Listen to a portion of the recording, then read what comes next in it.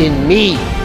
Because once you truly believe that, there's nothing, and I mean nothing, that can stop you. The world hasn't even seen the real you yet. The healed you, the focused you, the unshakable you. And when that version of you shows up, nothing, no fear, no past, no enemy will be able to stop you. Your moment wasn't behind you. Your moment is right in front of you. And 2026 is the year you take it, but only if you're willing to do one thing that scares most people: change. Is there any better feeling than being locked in? No. I'm gonna tell them motherfuckers out here that we're here to fucking win. This is my fucking time! You gotta want it, you gotta work it, then you gotta win it. Now, how bad do you want it? Because if you want it bad enough, you're gonna work it. If you do those two, you're gonna win. It's like, I need to lock in. I gotta get good at this shit. If you want it, it's out there for you. You can go ahead and take it. But it's like, you have to be a workhorse to want to do this. You are aware that how much you need to lock in, though. Oh, I'm locked in right now, though. There's only one thing I dread, not to be worthy of my sufferings. It's how you handle your sufferings. When you're going through something really challenging, how do you show up within it? Do you choose to become a victim of complaining and misery, or do you find meaning in how you show up in the suffering? If you want what you're chasing, then you'll put the effort into that. It's just called discipline, guys. How bad do you want it? Get back to fucking work. It's time to get back to work. Stop hearing yourself talk, get off the podcast, cut out all the fucking noise, get back to the fucking mental lab. That's on me. I have to own that moment. I gotta prove to myself I can overcome this, because now everybody else is doubting me, but I can't doubt myself. It's the unseen work. That is why if people can make up a mission statement, an ethos in which they want to live by, and every morning you wake up, you hold yourself accountable to that mission, not a company's, your own. Make up your own mission statement. What do you want to be in life? And once you do that, now you can work with somebody to get better. You can work with yourself to get better. But until you know what you want to stand for, you will always just be sitting down. You'll never stand for anything. But I think the main thing for me is I want to prove myself right. It's important for me that this battle against myself, I win, and I do prove myself that I was right about all these things. This time is personal. I make it personal. It starts with me, and it ends right here. Everything in my life breathes and eats this purpose that I have. Every desire you have, it comes from within. And if there's a desire that comes from within, it means you have the ability to do it.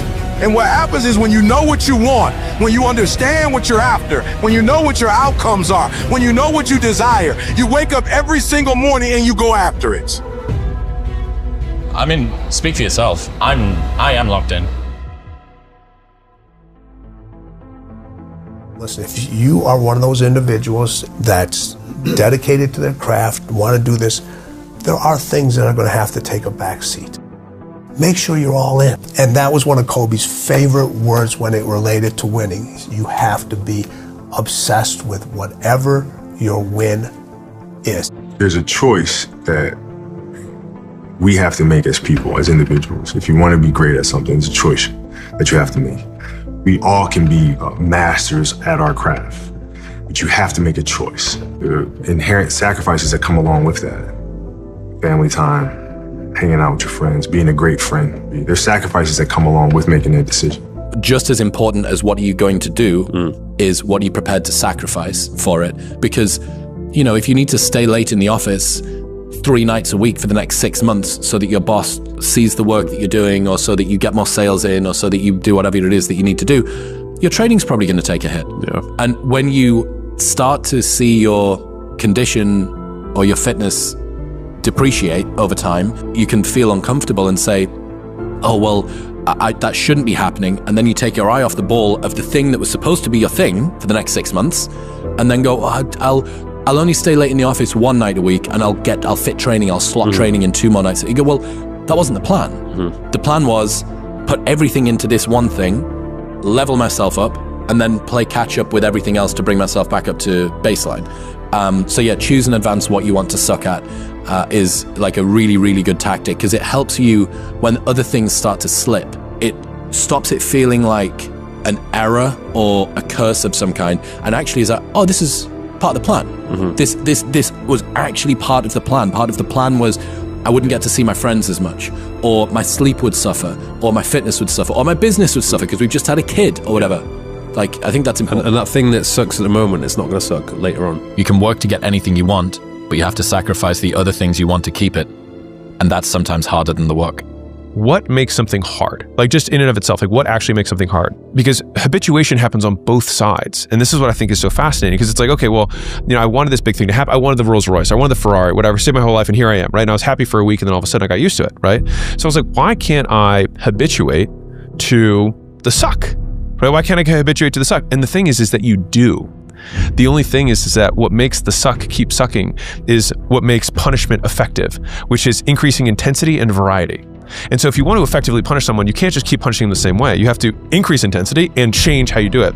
And the beautiful thing is that life doesn't fight fair.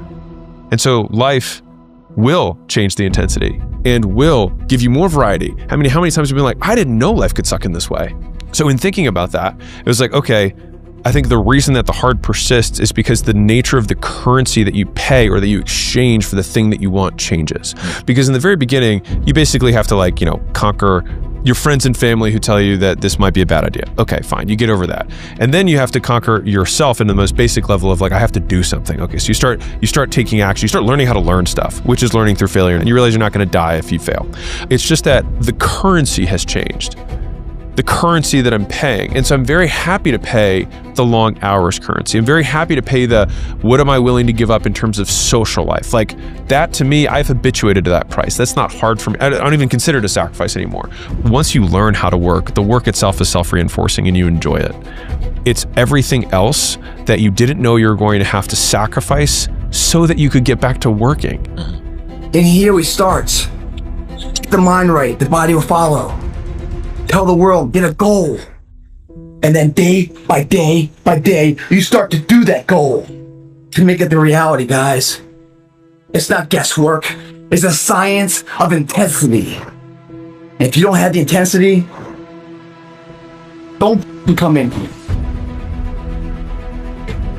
Everything in life that's worthwhile, every success in life, guys, is masked by temporary pain. Don't be a wannabe. Wanna be more. Wanna put the work in. I knew that I was not going to be stopped. So you can't possibly become better than me because you're not spending the time on it that I do. Even if you want to spend the time on it, you can't. You have other responsibilities that are taking you away from it. So I already won. You know, greatness is not meant for a few chosen people. It's meant for those who persistently pursue their dreams every day and make that choice when they wake up. I now see anything is possible and that you could train for anything. There's nothing you can't do. You can't be the best in the world at something, but you can be a lot better than you are at anything you want to put the time into learning, whatever it is. You could do anything. And that's a great feeling. I think, God, what a great time in history to be alive, because this is a time in history where it's not enough to know. This is really a time in history to know how, and I've been at this long enough to know that 20 years ago, people didn't hear it like they hear it now. The information is readily available, and people are realizing, kind of, if I have this dream, if I have this goal, how bad do I want it? And if they really want it, you sit down and you say, what would it be like to be super healthy, super wealthy, super in love, whatever it is? Like, you ask that question and your brain gets really creative. It starts getting this vision of the future, this possibility that you actually put yourself in this future reality. So the person comes out of the resting state and they make a decision with such firm intention that the amplitude of that decision carries a level of energy that causes their body to respond to their mind. That their choice that they're making in that moment becomes a moment in time that they would never forget. They'll say to you, I remember the moment I made up my mind to change. And we could say then they're giving their body a taste of the future.